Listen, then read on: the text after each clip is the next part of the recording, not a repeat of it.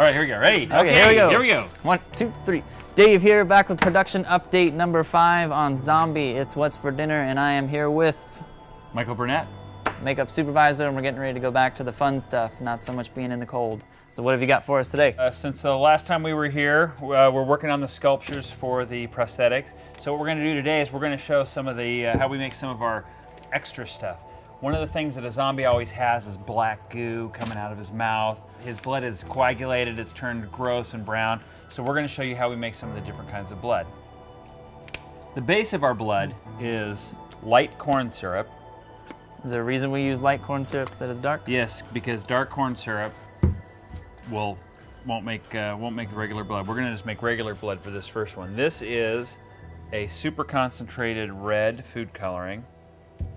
Now I'm just sort of eyeballing this here, but we actually have formulas.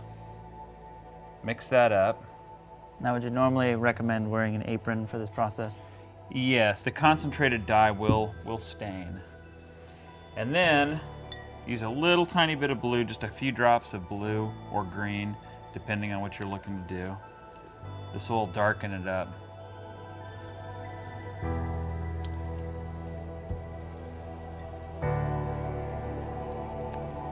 So you can see you've got a nice dark arterial blood.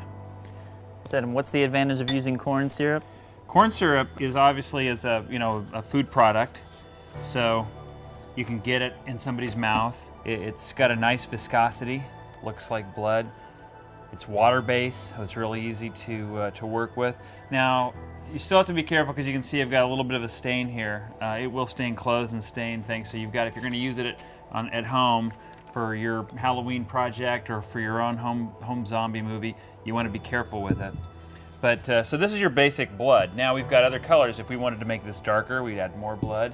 One of the little tricks we do for zombies, if we're going to like make wounds and whatnot, we'll take what's called Cabicil, and it's basically a powdered material that's used in fiberglass work and resin. So I'm going to add the Cairo blood to it. And now I know you and I aren't wearing masks or any kind of respirator, but if you were somebody who is not familiar with using this product, would you wear that kind of protection? I would normally wear a mask, but since we're talking, I'm not wearing one, and we're mixing up a very small amount here. This is something you don't want to breathe. All right, so we're just about there. Got the consistency. You can build up and see it'll hang and doesn't drip. Now again, this is still a fairly red, fresh looking blood, but we can easily take a few drops of black food color, mix that in there. Now we've got a really dark, coagulated looking blood. And what we like about the black, that's more the look we're going for with our film as compared to going fresh, nice, rotting, rich red blood. The other thing we like to use with the food coloring is to kill all the red, because if they're dead and they're zombies, all their blood is settling down. They're inside of their mouth, they're not going to see any much red. So we use a little bit of our fancy you see, food this color is the mix. part where I get really sad.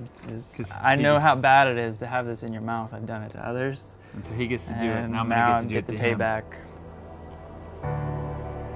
Swish it gently.